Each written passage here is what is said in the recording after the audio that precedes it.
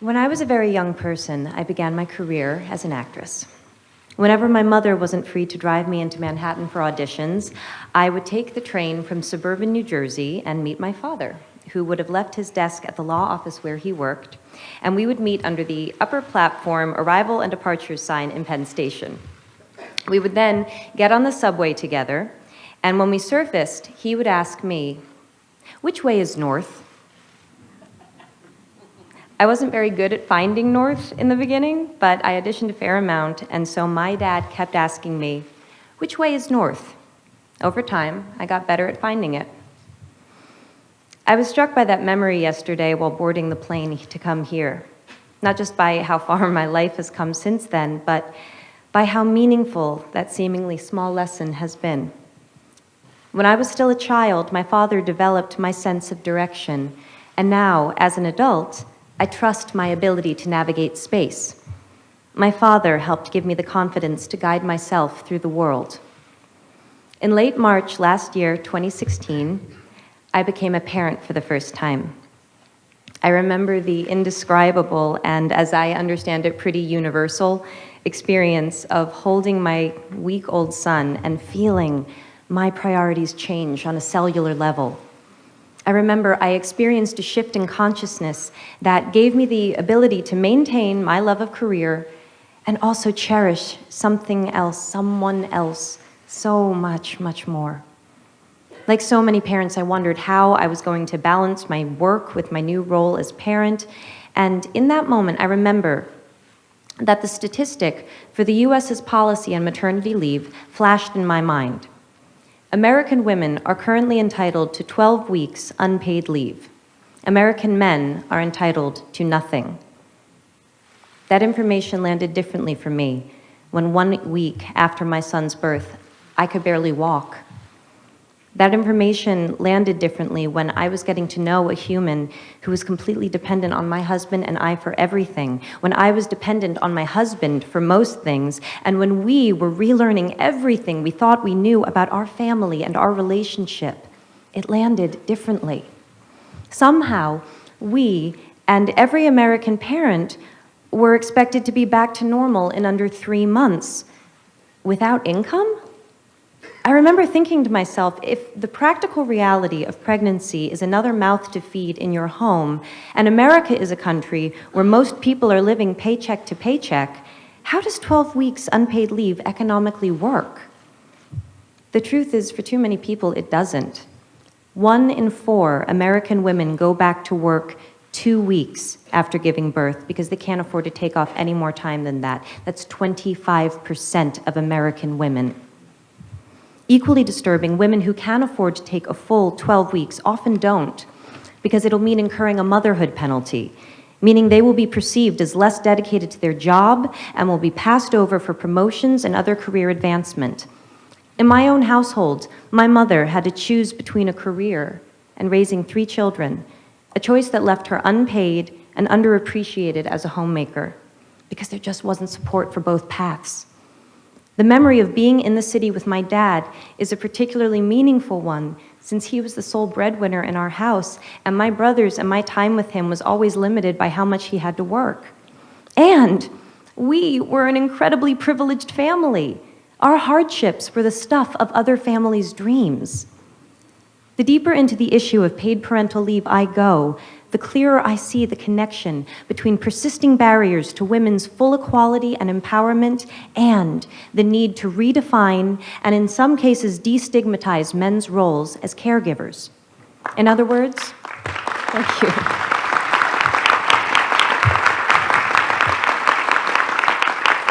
In other words, in order to liberate women, we need to liberate men. The assumption and common practice that women and girls look after the home and the family is a stubborn and very real stereotype that not only discriminates against women, but limits men's participation and connection within the family and society. These limitations have broad-ranging and significant effects for them and for the children. We know this. So why do we continue to undervalue fathers and overburden mothers? Paid parental leave is not about taking days off work. It's about creating the freedom to define roles, to choose how to invest time, and to establish new, positive cycles of behavior. Companies that have offered paid parental leave for employees have reported improved employee retention, reduced absenteeism and training costs, and boosted productivity and morale. Far from not being able to afford to have paid parental leave, it seems we can't afford not to. In fact, a study in Sweden showed that for every month fathers took paternity leave, the mother's income increased by 6.7%. That's 6.7% more economic freedom for the whole family. Data from the International Men and Gender Equality Survey shows that most fathers report that they would work less if it meant that they could spend more time with their children. And picking up on the thread that the Prime Minister mentioned, I'd like to ask, how many of us here today saw our dads enough growing up? How many of you dads here see your kids enough now? We need to help each other if we are going to grow.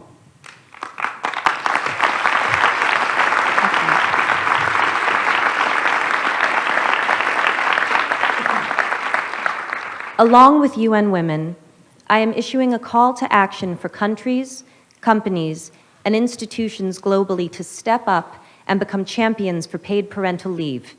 In 2013, provisions for paid parental leave were in only 66 countries out of 190 UN member states. I look forward to beginning with the UN itself, which has not yet achieved parity, and whose paid parental leave policies are currently up for review. Oh, you're going to see a lot of me. Let us lead by example in creating a world in which women and men are not economically punished for wanting to be parents. I don't mean to imply that you need to have children to care about and benefit from this issue. Whether or not you have or want kids, you will benefit by living in a more evolved world with policies not based on gender. We all benefit from living in a more compassionate time where our needs do not make us weak. They make us fully human. Maternity leave or any workplace policy based on gender can, at this moment in history, only ever be a gilded cage. Though it was created to make life easier for women, we now know it creates a perception of women as being inconvenient to the workplace. We now know it chains men to an emotionally limited path, and it cannot, by definition, serve the reality of a world in which there is more than one type of family. Because in the modern world, some families have two daddies. How exactly does maternity leave serve them?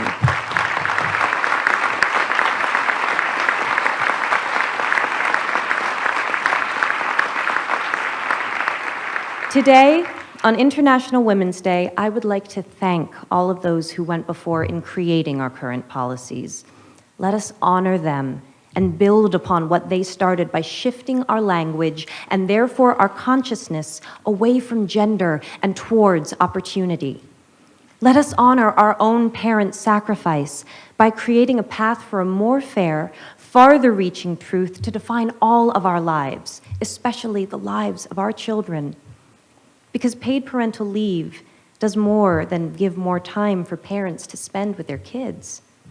It changes the story of what children observe and will from themselves imagine possible. I see cause for hope. In my own country, the United States, currently the only high-income country in the world without paid maternity, let alone parental leave, great work has begun in the states of New York, California, New Jersey, Rhode Island, and Washington, which are currently all implementing paid parental leave programs. First Lady Chirlane McCray and Mayor Bill de Blasio have granted paid parental leave to over 20,000 government employees in New York City. We can do this. Bringing about change cannot just be the responsibility of those who need it most. We must have the support of those in the highest levels of power if we are ever to achieve parity. That is why it's such an honor to recognize and congratulate pioneers of paid parental leave like the global company Danone. Today, I am proud to announce Danone Global CEO Emmanuel Faber as our inaugural He for She thematic champion for paid parental leave. As part of this announcement, Danone will implement a global 18 weeks, gender-neutral, paid parental leave policy for the company's 100,000 employees by the year 2020.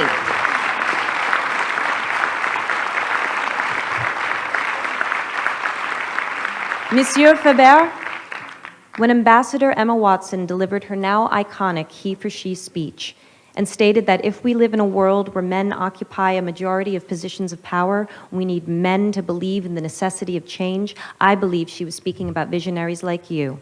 Merci. Imagine what the world could look like 1 generation from now if a policy like Danone's becomes the new standard.